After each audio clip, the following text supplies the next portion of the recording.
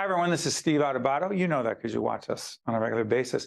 This program is all about South Jersey business. What's next? We're doing this program with leaders in the South Jersey business community. We're doing this program in cooperation with our colleagues, our media colleagues at NJ Biz. It is my honor to introduce all three guests. Max Gomez is the owner of Amped Fitness, located in Brielle and Belmar. Max, I got that right? That's correct. You got it. Christina Renna is president and CEO of the Chamber of Commerce, Southern New Jersey. Welcome, Christina. Thank you for having me, Steve. You got it. And Karen Primak is the CEO of IPAK, located in Camden. Welcome, Karen. Thank you for having me, Steve. You got it. You're going to see information up on the screen. Also, the NJ Biz website will be up so you can find out more about what is going on in the business community in the state. That's the job of NJ Biz. Christina, let me ask you this. If we were doing a program on small business in New Jersey, would it be any different, or how would it be any different than a program on small business in Southern New Jersey? South Jersey has so many advantages that so often the rest of the state doesn't actually recognize or realize. You know, Steve, at the end of the day, we all know that New Jersey is a very high tax state, that the tax climate in the state of New Jersey is not ideal necessarily for businesses, small, medium, large, you name it. However, in South Jersey, we are a little bit more affordable down this end of the state. And therefore, as a potential business owner, getting looks from businesses that maybe we never got before as a result. Again, but we're going to be talking about labor shortage issues, some supply. People go, oh yeah, supply chain thing. We're done with that. We are not done with that. We are not done with that. Not only that, but we're also going to be talking about hiring people, keeping people, a whole range of issues. By the way, Max, let's do this because your background is fascinating. You are the owner. How many gyms are we talking about now, Max? It's 2, and I have like a small training room in Manasquan. How'd you get into it?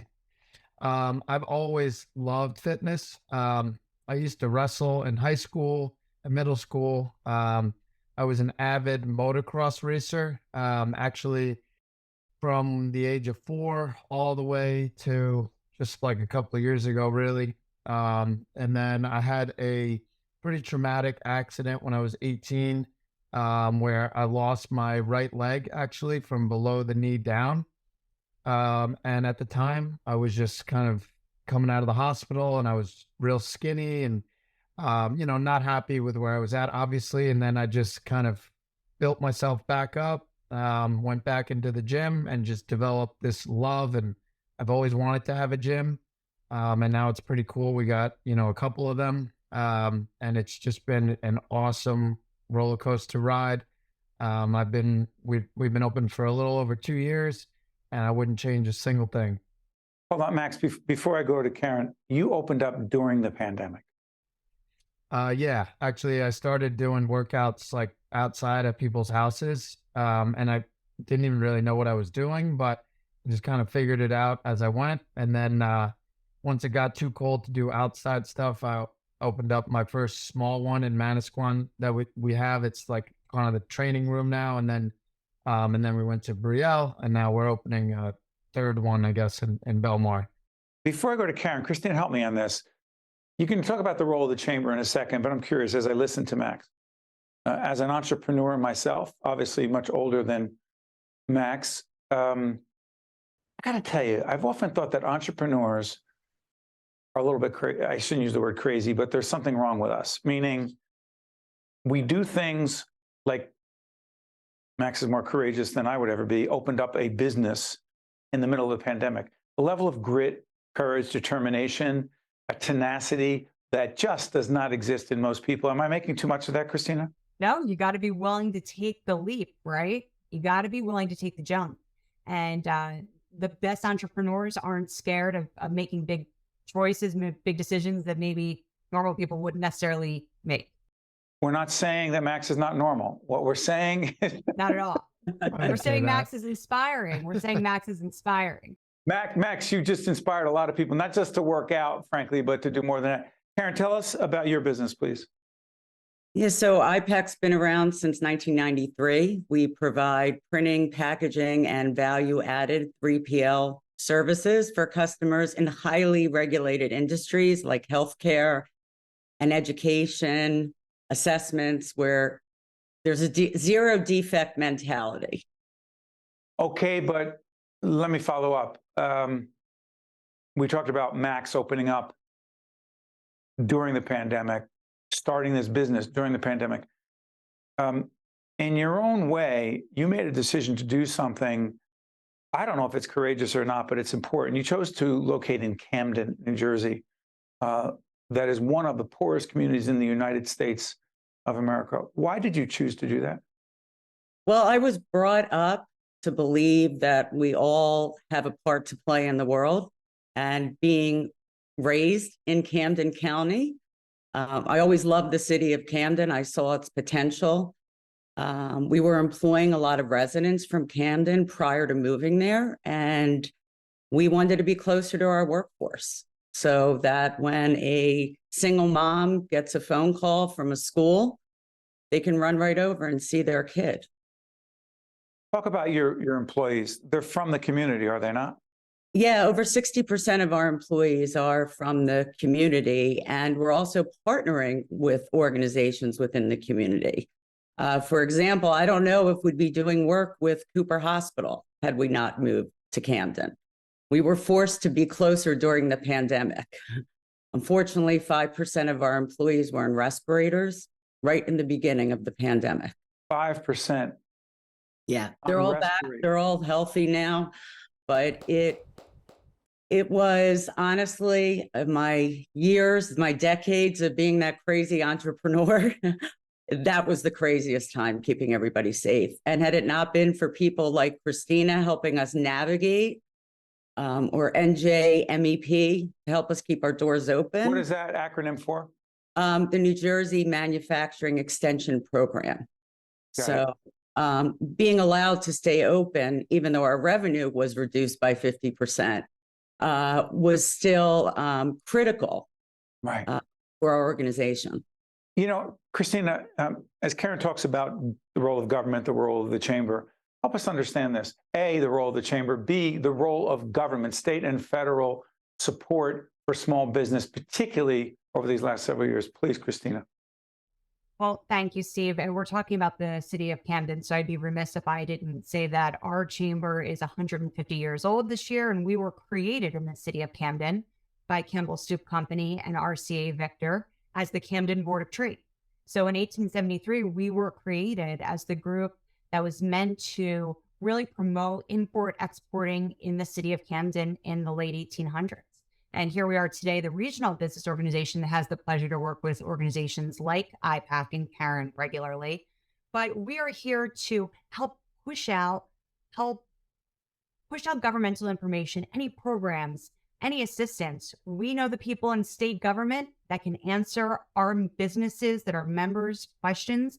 They pick up the phone, they call us, we hopefully help them. But what kind of programs are we talking about? I know the EDA, and EDA is one of our underwriters. I know the EDA is involved, but there are others, and there's federal money. The CARES Act money mattered, right? Please, I'm sorry, Christina, I interrupted you. Go ahead. No, it sure did. Federal government was huge. You know, the vast majority of our 1,100 members at the South Jersey Chamber took out PPP loans, CARES Act money. The influx of federal dollars is tremendous, and we're certainly reaping the benefits of that here in the state of New Jersey. And we've seen the Murphy administration, as a result of that, do some creative things, standing up programs, predominantly through the EDA, to help small businesses navigate 2020, 2021. And now we're in a different phase of navigation where the challenges are different than they were. But as a result of that federal assistance coming through, we do have a wide variety of resources available to businesses if they're able to take advantage of that. But at the same time, I appreciate what you're saying about the Murphy administration. You can take a look at some of the interviews we've done with some other folks who do not feel that the Murphy administration has done enough for a business, small business or otherwise. But I'm curious about this. New Jersey taxes. Christina talked about the affordability in Southern New Jersey. It's a relative thing, Christina. It is. Meaning I imagine it's not as bad as it is up here in terms of affordability. But I have to ask you, Max, when some folks are saying, I don't want to be in New Jersey because of the cost of doing business, the taxes, the regulations, et cetera, you say what? I think that that subject is kind of, it's a relative thing. Being that obviously the area that I live in here in the Jersey Shore, it's not a cheap area to Not live. cheap.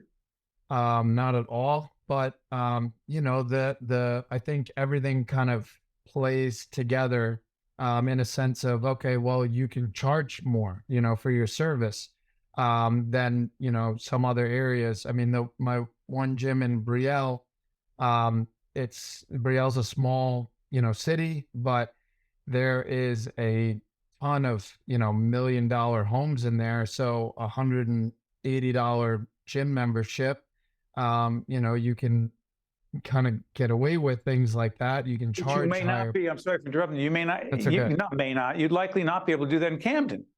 Right. But what about the employee part of it, Max? Because I hear from so many business leaders, small business and otherwise, can't get people. What about you? Yeah, that's actually, so like I said, I just opened, actually we open next Monday, our other location in Belmar. And one of my biggest issues is finding people to work. It's just, the resumes come in and, you try to get people to follow up and people are just kind of here, there. I mean, I've always been a hustler and I like to get after it. And when I want something, I will bother people till no end, till I get what I want. That's called an And entrepreneur. yeah, I guess that's what you call it. But, and it just seems like I can't really, I have a hard time finding people that are like that want to hustle. I'm lucky. I do have some employees that are on my team that are great. But just the growing aspect, in terms of staffing has been, I won't say a nightmare, but it's definitely not easy.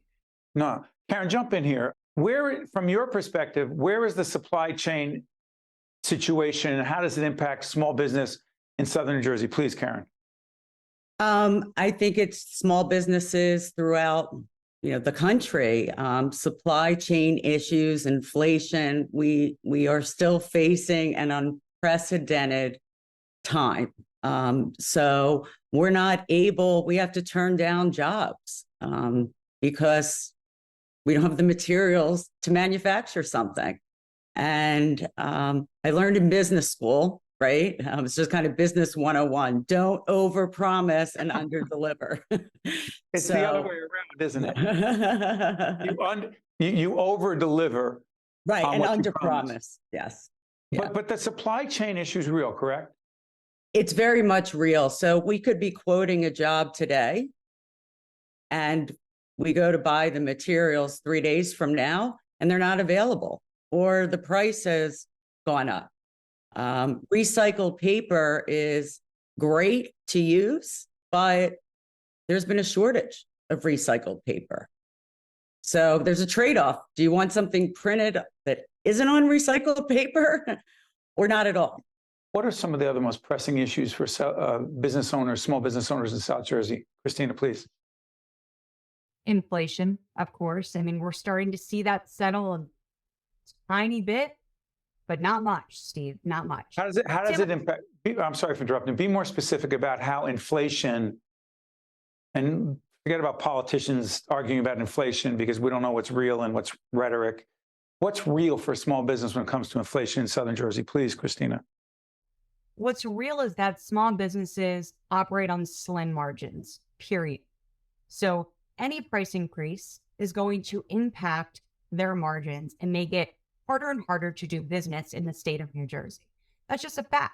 So whether or not inflation is getting better, moderately, it doesn't matter. At the end of the day, small businesses need price stabilization in order to continue to be successful if they want to continue operating. And it's just something that is very real, regardless of what politicians say on either side of the aisle. Yeah. In a few minutes we have left, I want to cover a couple of the areas. And real quick, a recap, if you could, Christina, the government program, state and federal, correct, or more state for Southern New Jersey business? It's a combination, Steve. It's a combination. Federal government has absolutely stepped up to the plate, as they should. We have an influx of COVID cash that is sitting there, and same with the state. However, the state has been sitting on a massive amount of federal dollars that is yet to be spent, but we would certainly like to see that spent on the small business community here. Okay, so in that regard, how is Governor Murphy and his administration doing as it relates to utilizing those federal dollars for business, small business in Southern Jersey? To date, he's done a good job, 2020, 2021. However, I'll say that not enough has been done. Not enough has been done to help our most vulnerable businesses, which is our small businesses, our Main Street businesses, our minority-owned businesses, our women-owned businesses, our businesses in urban centers. Not enough has been done. EDA and Governor Murphy have the best of intentions. Economic But at the end of the development day, we authority, need more money out on the street to assist them. What do you mean out on the street? Make that clear what you mean. So we need money allocated to certain programs for small businesses. Then we need the application process to be a process that is simple and easy for small businesses to navigate. And then we need awards or denials in some cases, but we need awards out on the street in a timely manner too.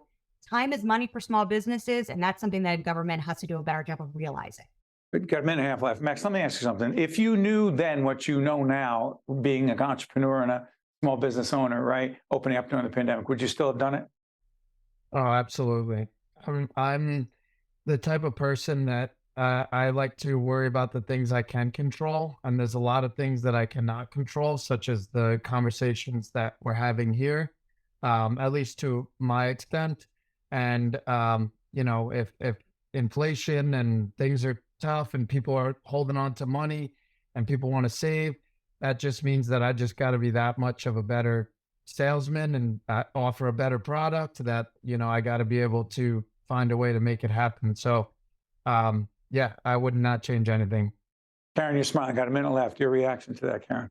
I think it's wonderful. Talk to me after 30 years. Hold on, Karen. You can end on any note you want, but are you saying No. if you had a mulligan in golf, you get another shot? If you had a mulligan, you do it again? It absolutely do it again. I might do things differently, right? But Join the club. Yeah. But you would still do it. Be a small business owner. Absolutely. In Southern Jersey. Business owners are rebels that refuse to accept the status quo, right? So that is my theory. I'll forever be a rebel. My home is New Jersey, and I'm a rebel here. Southern New Jersey, South Jersey small business. What's next? I don't know what's next, but I can tell you what it is right now, and that's because of Max and Karen and also Christina, the president, Christina Renna, president and CEO of the Chamber of Commerce of Southern New Jersey. Cannot thank all of you enough. Our colleagues at NJ Biz, we want to thank them as well. We really appreciate it. Thank you, Steve. Thank you. Thank you, Steve. Here's to small business in South Jersey. See you next time. Think Tank with Steve Adubato has been a production of the Caucus Educational Corporation. Funding has been provided by Wells Fargo, the New Jersey Economic Development Authority, the Turrell Fund, supporting Reimagine Childcare, Delta Dental of New Jersey, NJM Insurance Group, Choose New Jersey, the Port Authority of New York and New Jersey, Hackensack Meridian Health, and by PSC&G. Promotional support provided by bestofnj.com and by Insider NJ. Life is full of changes.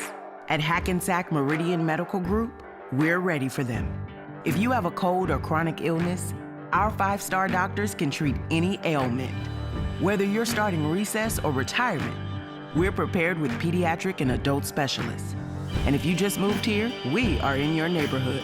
You now have access to a health team 1,000 strong. So no matter what or when, we're ready.